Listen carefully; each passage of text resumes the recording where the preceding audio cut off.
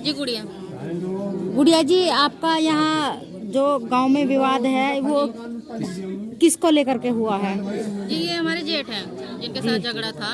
हम तो आवाज़ सुन के बच्चों का चिल्लाना रोना यहाँ आए, जैसे मेरे पति आए तो इनके पीछे पीछे मैं आई।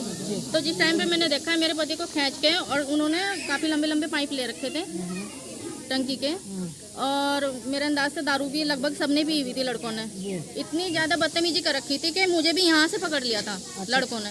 किसी को भी, ना तो वो लड़कियों को कुछ समझ रहे थे, ना वो लड़कों को कुछ समझ रहे थे, ना औरतों को। बहुत ज़्यादा मारा। हमें भी लगी चोट अपने पति को छुड़ाने के चक्कर में। हम यही रह गए कि भाई हमारे पति खत्म ना हो जाए, मर ना जाए, क्योंकि 25 लड़के थे वो, तो उन्हें छुड़ाने के चक्कर में हम उन्हें मार नहीं पाए, लेकिन उन लोगों ने हमारी फुटबॉल बना दी। यानी आपके साथ मारपीट की गई? मारपीट, बदतमीजी बहुत ज्यादा। यहाँ से पकड़ा हुआ था। अब देखो औरत जात को कौन यहाँ से पकड़ लेगा? वो तो जरा सा भी किसी को भी पकड़ नहीं रहे थे। और एक एक मर्द ने दारू पी हुई थी, दारू बहुत ज्यादा पी रखी थी, क्योंकि महक आ रही थी, हमारे परिवार थे, हमें महक आ रही थी। लेकिन जो मेरे जेठ हैं उनके यहाँ कनपट्टी पे गन रखी हुई थी। ये घबराए हुए थे, इसलिए बोल नहीं पाए। ये जो हमारी बहुएं हैं उनकी पिंडलियां नीली हुई पड़ी, चाहे आप देख लो खुद। अच्छा, ये बताइए, जो वे लोग थे क्या आप उनको पहचानते हैं?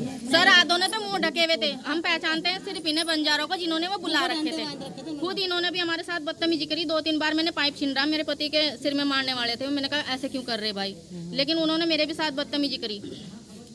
ये हमने कहा ये बाहर के क्यों बंदे बुला रखे, उन्होंने इतनी बदतमीजी करी कि तुम लोगों के यार हैं। अच्छा ये बताइए, किस चीज को लेकर क्या विवाद था?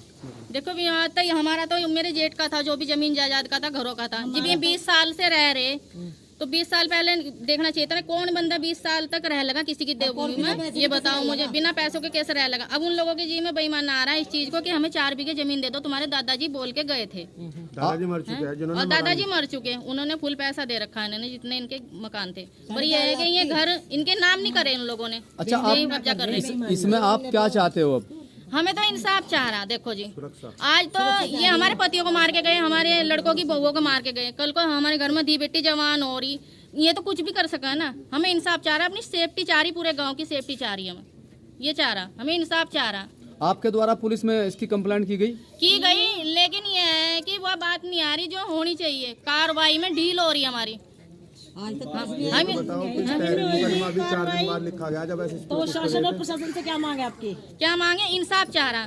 देखो हमने अपने पति भी पिटते देखे। मेरे जो देवर हैं आप देख सकते हो, उनकी रीढ़ की हड्डी में फ्रैक्चर आ रखा, वो चल नहीं पा रहे। मेरे पति अपने पैरों पर चल नहीं पा रहे।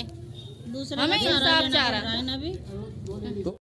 और जैसे ही इस घटना के बाद मुझे सूचना मिली, मेरे दुकान पे फ़ोन गया कि भाई तेरे परिवार के साथ मार पिटाई हो रही है। मैं तुरंत घर पहुंचा। घर आके देखा तो मेरे पिताजी को उन अज्ञात बदमाशों ने, कन्हैया मास्टर जी के द्वारा जो बुलाए गए थे, रामचंद्र जी के द्वारा जो बुलाए गए थे, मेरे पिताजी को घर से 4 लोगों ने उठा के रामचंद्र ने अपने घर में बंद कर लिया गया। मेरे पिताजी को पीछे के रास्ते से, पीछे को एक रास्ता, वो भी देख सकते हो जाके रामचंद्र के घर पे।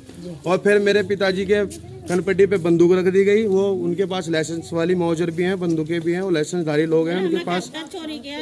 ये पता नहीं वो लाइसेंस वाली बंदूक थी कि कैसी थी, 2 नंबर की थी। पर उन्होंने मेरे पिताजी के कनपट्टी पे बंदूक रखा और ये बोला कि जा, जो तेरा हिमायती है गाँव में उसे बुला ले, जिसके साथ तू घूमता है, बेंदर भिंडा बोलते हैं, उसको भी कहा कि उसे बुला के ला, उसका भी इलाज करेंगे। और जो तूने 420 दीवानी फौज में मुकदमा किया है उसे वापस ले ले, नहीं तो तुझे यहीं पे अभी के अभी खत्म कर दिया जाएगा।